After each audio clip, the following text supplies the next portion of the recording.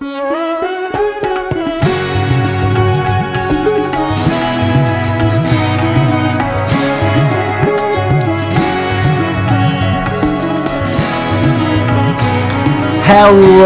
and welcome to this episode of Tripology. I'm Alun and I'm here with the ever equitable Adam. Alan, my mate, how you doing? Yeah, I'm okay. I'm good. How are you? Yeah, I'm nice. I'm warm. I've got the new Tripology sweatshirt on. Can you see it? Can you feel it? Yeah. It's high quality material, isn't it? It is, yeah. Is that available for purchase? It's not at the moment. This is just the first iteration. This is us getting some stuff ready just in case in the future. Who knows? Okay, well, maybe people can express an interest in Tripology merch. Send an email to tripologypodcast@gmail.com and they can sort of express that they want one in the future. Yeah, what we'll do is we'll wear some Tripology gear, pop a little thing on Instagram, and then we'll see what the feedback's like, and fingers crossed merchandise will be on the horizon. Yeah, people can see us donning Tripology merch right now if they go to youtube.com/@tripologypodcast. There you go. Tune in. Let us know what you think. Yeah, nice. Like it. Adam, I've been thinking a lot about my travels recently. Yeah, I've been thinking about all the things I did whilst I was travelling, and one big undeniable part of my adventure that I've not yet talked about on Tripology Podcast, and with good reason, is some of my experiences teaching in Africa. Right, okay. Yeah, so what are the good reasons why you haven't mentioned it? Well, I guess the thing is, Adam, it's considered somewhat of a controversial topic, and it's considered a controversial topic with good reason. There are lots of people who would hear what I did in Africa teaching as just a soundbite and would regard it as not the right thing to do, because I spent a considerable amount of time in Africa volunteering teaching at some orphanages. Right, okay. Now, I don't know if you know, but there is massive controversy around this act, teaching in orphanages in lesser developed countries, in Africa, in places where they have less access to educational supplies and educational teachers and things like that, right? Right, yeah, of course. I've read a number of articles, and were you aware of this sort of thing beforehand? Because it seems to be sources, especially in the mainstream media, they all seem to have taken a similar stance. Yeah, certainly. And I was very aware of the controversy before I pursued these volunteering roles. Yeah, I absolutely knew that the vast majority of people consider travelling to Africa, to Uganda, to Kenya, both countries where I did this, and just offering your services as a teacher arbitrarily. I knew that was frowned upon. Right. Was your time there, was it opportunistic? Did you happen to fall upon these opportunities, or did you specifically seek them out and then only visit those areas or countries because of that? Yeah, I sought out specific orphanages whilst I was travelling. Okay. I think in order to pass out this issue and to tread lightly, because there may even be some people listening who have a reactive response to that very statement. I've talked to people about my travels in Africa.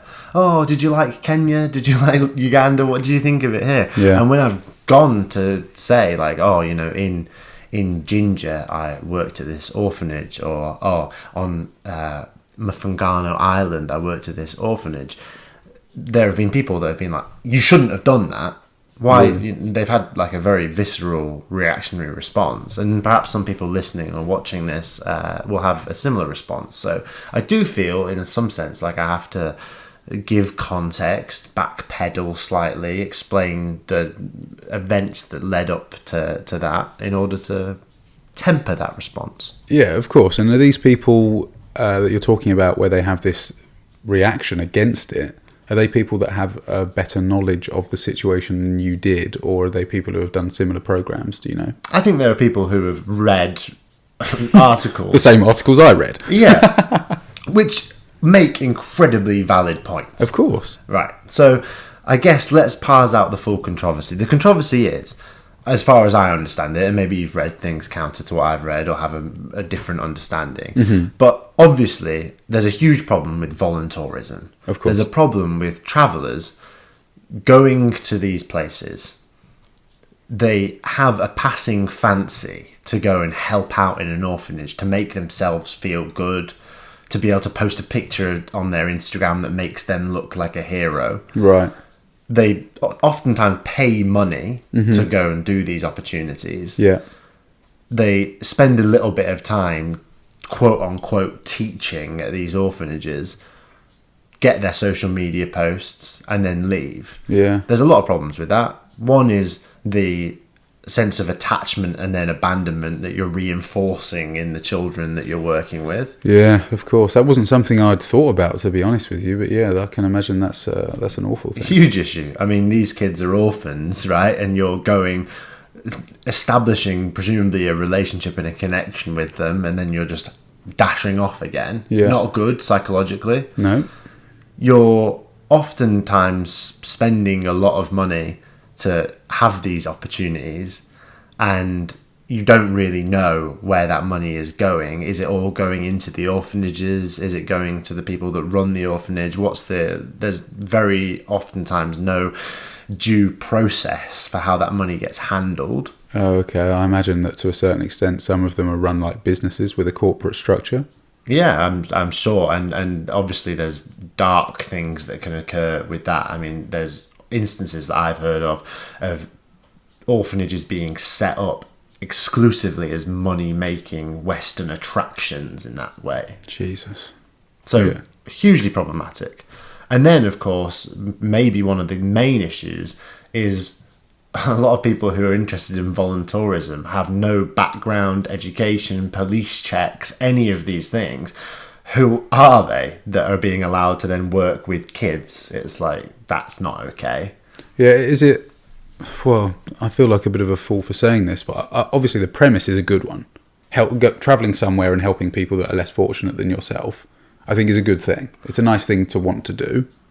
Yeah, I think if your motivation is, I'm in a place and I can see suffering, and I feel like I would like to lend my time to mitigate that suffering, that is obviously like a noble cause. Completely. People have to look at themselves honestly, whether they're doing it for that reason or not. I'm sure there are travellers who try to go to these places because they want to outwardly project their altruism out into the world and show other people how altruistic they were when they were in Africa, that kind of thing, you know? Yeah, that is a really difficult thing. It's not nice to think that exists, but it's also not hard to imagine that it does. Absolutely. So with all those things stipulated and made clear, I think that it's important to take one step back and talk about exactly why I decided to go and visit these orphanages. And the reason for that is manyfold. Firstly, I was travelling through Africa for a long time. Right.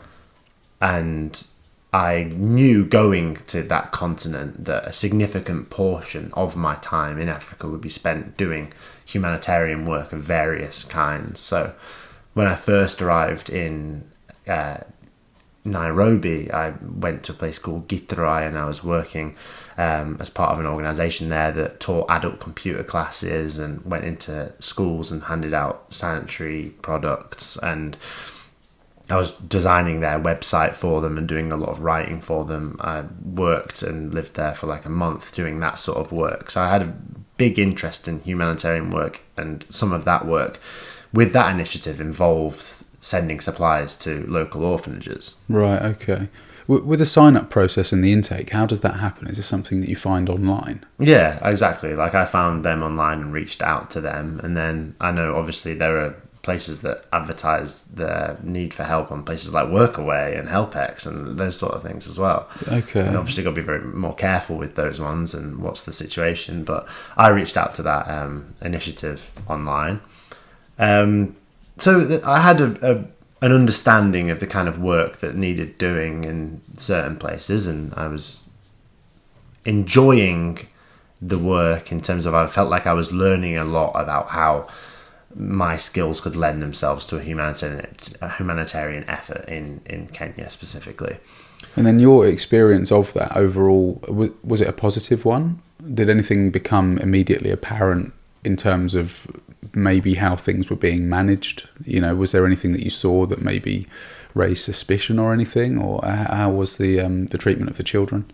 So for this initiative in Githurai, these weren't orphans, these were just schools that they were going into, and then some of the supplies were sent to orphanages. But the work I did for that initiative is some of the work I'm proudest of.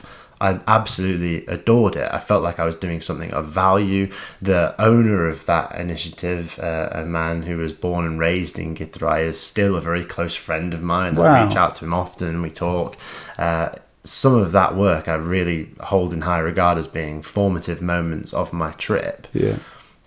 It definitely got me interested in doing more. So when I found myself in Mfanganu, I knew of an orphanage there and I reached out to them. And basically, I had been doing a lot of teaching prior to this point, right? I was a guitar teacher in Adelaide in Australia. Yeah, I was going to ask about your teaching experience. I've been working in community colleges, teaching ukulele to sometimes people with learning difficulties, that sort of thing.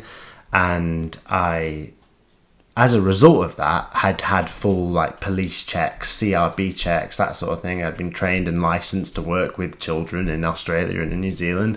And I have an English language degree. Right. And as part of that, felt like I had valuable skills which could be provided as a service to a culture, a school culture, which was really lacking in educational resources, and also in which the learning, speaking and writing of English is an invaluable asset. Absolutely. It sounds like you've got not only the credentials, but the experience, the evidence in your history to suggest that you are a great person to be able to add incredible value to that situation. That's how I felt as well. And so I went to this orphanage and worked there for 1 month and felt like there are issues.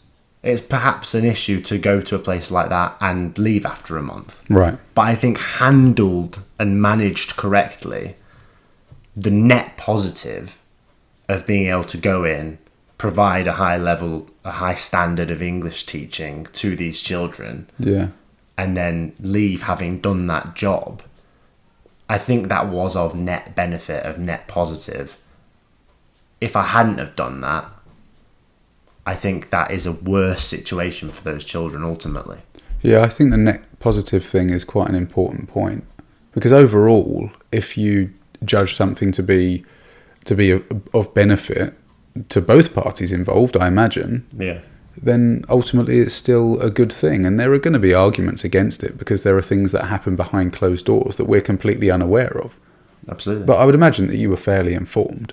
Yeah, I tried to be as informed as possible, absolutely. And this first orphanage that I went to work at, I became more informed as I worked there and got to understand how each individual child ended up in that situation. And I, of course, tried to learn about the efficacy of that orphanage and how they aimed to improve the lives of these children and stuff like that. And yeah, I mean, I can't say much more than I ultimately am glad that I did it. And I understand also why people say you shouldn't do it. So even when you think back about your experiences, in those moments, you remember thinking, I can understand why people would warn against this. Absolutely. And I also think, definitely, most people shouldn't do it. Wow. Okay. That's a big statement. So if they didn't have the expertise, maybe that you have, or I'm sure there are lots of other talented people out there that would be able to add a lot of value to those situations, but if you're just a sort of person that's maybe backpacking and looking for a slightly different type of experience, do a lot of research or possibly choose something else. Yeah, I think if you don't have a skill set that lends itself to teaching a subject and you don't have experience specifically teaching children, it's not something that you should randomly decide to do because you're in a country where you can go and work in an orphanage. Did you meet any other people while you were doing this? Maybe that had also come through the same agency or any other people? I absolutely did, and it's an important point to touch on. Let's get to the med break and then come back and talk about that.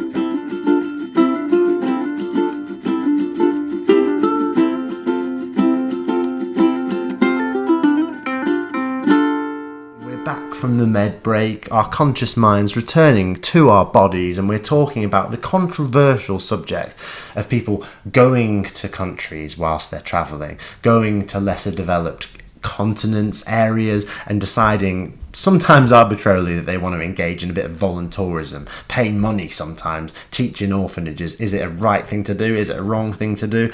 I've made the case before the med break about sometimes there are specific skill sets and things that you can have about yourself that make teaching in an orphanage potentially not all bad.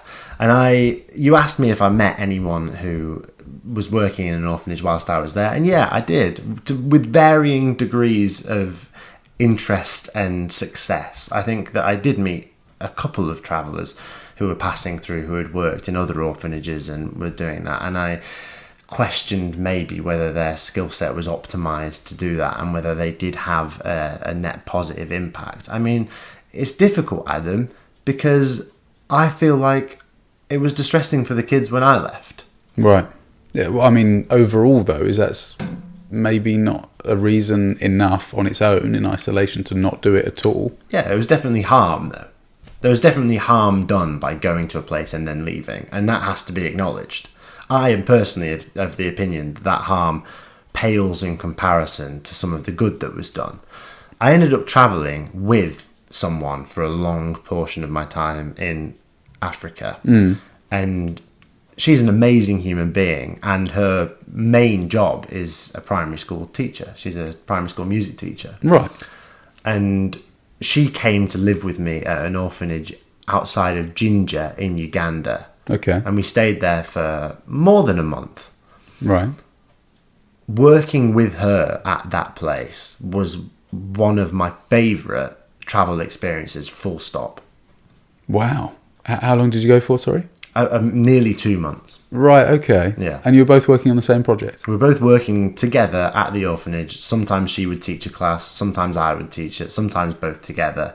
And we were living at the orphanage as well. So our whole time was spent with these children, teaching, learning, laughing. That's caring. Incredible. Yeah, what were some of your takeaways from that experience? I mean, watching her and her expertise lend themselves to the lives of those kids was a truly remarkable thing to watch. The improvements that I watched those children make in terms of their interpersonal skills, in terms of their mathematics skills, English skills, using music and songs to engage in play and learn in that sort of way. I mean, if anyone's to tell me that the impact that me and that woman didn't have at that orphanage was in any way not a net positive, I find that incredibly hard to believe.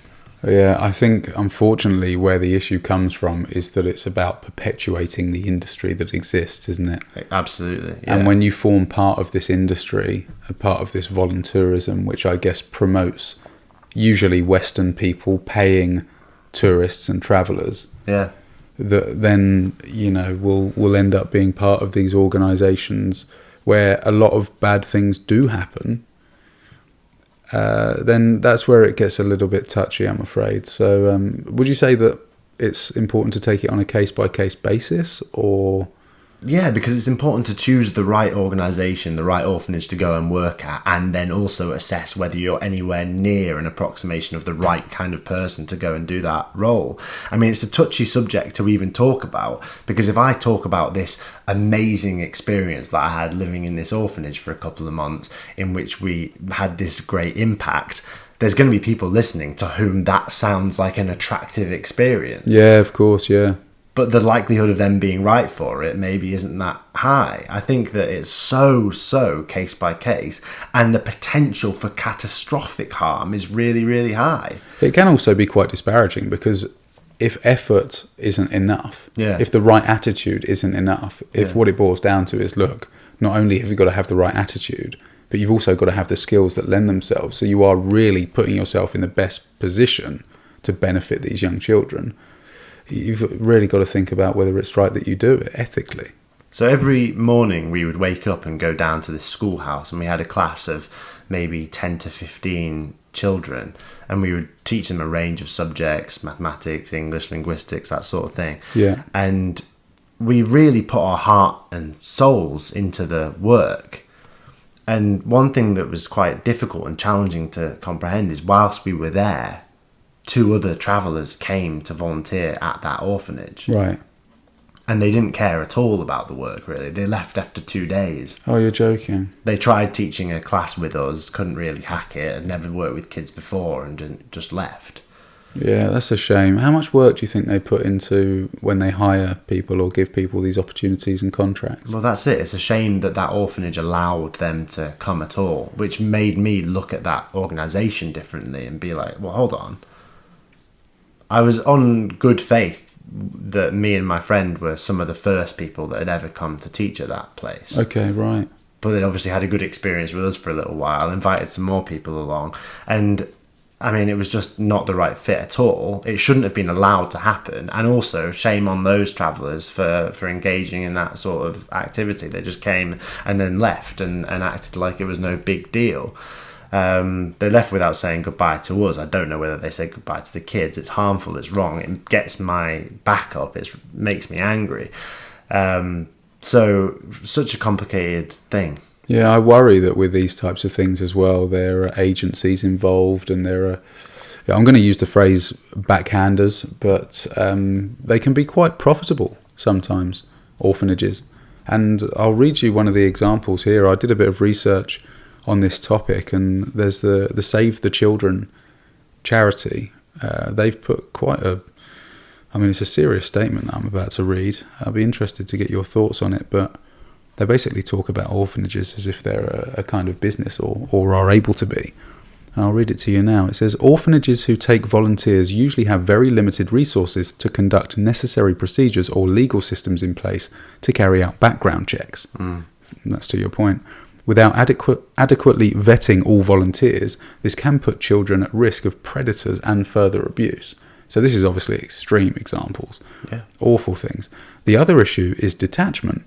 Volunteers spend a limited time in the orphanages, but they do create bonds with children. Every time a volunteer leaves, children are left behind, repeating the cycle of abandonment, which can have adverse effects on their well-being and development. But the most perverse effect of volunteering in orphanages is the more people do it, the more orphanages become profitable.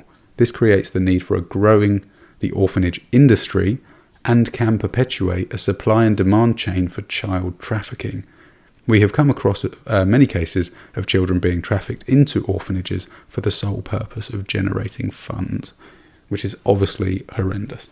Yeah, I mean, for that reason that you just said, I would never, ever, ever pay to go and teach at an orphanage. Right, okay. Categorically. Sure. Because, I feel like the service of providing mine and my friend's skill set to teach while we were there is by far and away payment enough, Yeah, that exchange makes more sense, I guess. Absolutely. And then there's absolutely no guarantee where your money's going. Yeah, certainly. I mean, she was a professional teacher. I'd worked professionally as a teacher. That's the only justifiable transaction that could be made. I think paying money to go and do that sort of thing. I mean, why? That's not a donation. You're paying to then go somewhere. That's a service. That's tourism. That's not voluntourism, is it? Because it's not.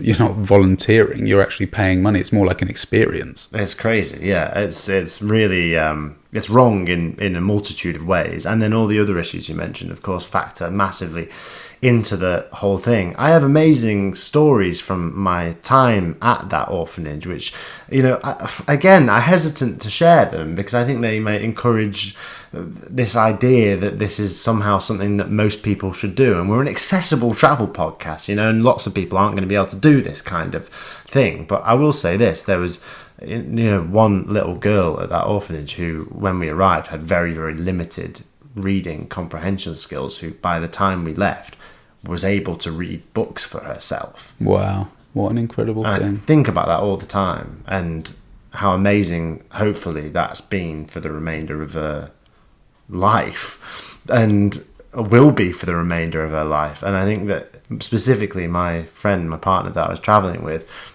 was instrumental in knowing how to like evoke that reading ability out of her. And I wonder if she hadn't been there, you know, how delayed that process would have been. Of course, it sounds like you both cared an awful lot. Massively. I still think about some of those kids every single day, with, you know, really. Yeah, it's really eye-opening reading some of these articles and seeing what the media's perspective is, or their kind of stance on it, because I would like to do something like that one day. Is it something that you would do again? It's something that I would do again, but I think that, again, I would just insist on absolutely researching the best possible, most efficacious way, place, organisation that was going to benefit from my specific skill sets, and do it for a sustained period of time where I can actually feel like I've provided a service to those kids that they'll benefit from for years to come. And again, I just got to look at it honestly and decide whether I'm maximally creating good or maximally doing harm, and trying to make sure I'm doing as little harm as possible whilst doing the most good. Yeah, you would hope that, you would really hope, I really do hope that most people's experiences are more similar to yours, and the vast majority of people are able to have an immensely positive impact on the places that they work or volunteer. I'm just going to read another quote that I got off an article as well on the topic, and I think it's probably closer to where I sit, which is, while voluntourism may seem like a great way to make a difference, it can ultimately do more harm than good. By perpetuating the saviour complex, creating dependency, harming local economies, and exploiting good intentions for profit, voluntourism is not a sustainable or effective way to promote development and alleviate poverty. Instead, it is important to focus on building sustainable solutions that empower local communities and address the root causes of poverty and inequality. So, if there are other ways in which there can be cultural exchanges, maybe they're led by local communities, and sort of help individuals where maybe they're able to develop skills that perhaps aren't available to them locally, then that's going to be a good thing, perhaps. But yeah, in the wrong hands, it can be deadly serious. I mean, in an ideal world, that stuff already exists and is going on, and there was no need for orphanages at all anyway. Yeah. In an ideal world, none of this is necessary and everyone's happy and healthy and gets on. I guess the thing for me is there is such a thing as orphanages, mm-hmm. and those kids are going to be there whether I'm there or not. Yeah. Right? And obviously, bureaucratic systems have to be in place to protect the most vulnerable people in our society, mm-hmm. and stop any harm from coming to them. And that absolutely should be a system, and I wish that those systems were more stringent in some places. You've obviously got to question the psychology of the person that comes from the Western world and then suddenly decides that they want to be involved in these kids' lives and teach them. Like, why? Because you never did that stuff back home, so why do you want to do it now? That's a really important point you make, yeah. I actually tried when I was in Alberta to volunteer at a kids' hospital. I wanted to read stories to children and benefit, help them, using my storytelling abilities, my English language abilities. I remember you telling me about that when you were, and I wasn't able to because of the bureaucratic process, because it was COVID times, and it was a question of, basically, even regardless of the fact that I was a teacher and I had full police checks and CRB checks and all that sort of stuff, they had a process that meant during COVID they weren't taking new volunteers, and it wasn't a possible thing at that point. Yeah. But because that bureaucratic process existed, ultimately, those kids didn't have anyone to read stories to them. Yeah, which is strange. You could definitely argue is a better thing than if they just let anybody come and read stories to kids. It's inarguable that that's definitely the case. Yeah. But you have to wonder, ideally we just want the right people to do the right jobs all the time. Yeah, as long as there are measures in place that are able to ensure that, then that's a good thing. I just don't know if they're with every industry, if that's the case, unfortunately. It definitely isn't the case with every industry, and that's why nuance is so important. I hope, if nothing else, we've maybe said enough that the next time someone hears about volunteering in an orphanage, they have a more nuanced perspective on the issue. It's not just a question of, oh, you volunteered in an orphanage, oh, you white saviour complex, and you shouldn't have done that, and it was immoral and it was wrong. Well, no, it's complicated, and some people definitely should teach in orphanages. Yeah. You said no. Yeah, you're right. They shouldn't. Well, some people definitely shouldn't, and some people definitely should. Ultimately, on planet Earth, some people are going to have to teach in orphanages somewhere. Mm-hmm. In order for people in orphanages to ever get an education. Yes, yeah. Let's hope it's the right people. And if you are someone who's thinking about embarking on one of these experiences, make sure you do it in the right way. Make sure you do enough research and make sure you're doing it for the right reasons. Well, if anyone listening to this episode is thinking about doing it, absolutely send me an email before you do. I'd really, really like to talk to you. If you send an email to tropologypodcast@gmail.com, I would appreciate that. And you can send us a direct message on Instagram @tropologypodcast. Thanks very much for that, mate. I'm really... my eyes are opened. That's a sensitive topic, and I enjoyed learning more about it. There we go. I'm sure we'll delve into more stories from Ginger and Frangano. Lots of stuff happened whilst I was working there, in and off the premises of the orphanage. There was a lot of crazy times during my time travelling all the way from Israel down to South Africa overland. So lots of ground to cover, both literally and metaphorically, and I think now's as good a time as any to leave the present in all its melancholy glory and dash off into a brighter and more wonderful next week. The next episode, I'm going to head there now. Will you join me? I will. We always want it to be positive, but unfortunately it isn't always. But let's go together. Let's do it. Let's go there now. Cheers. Bye.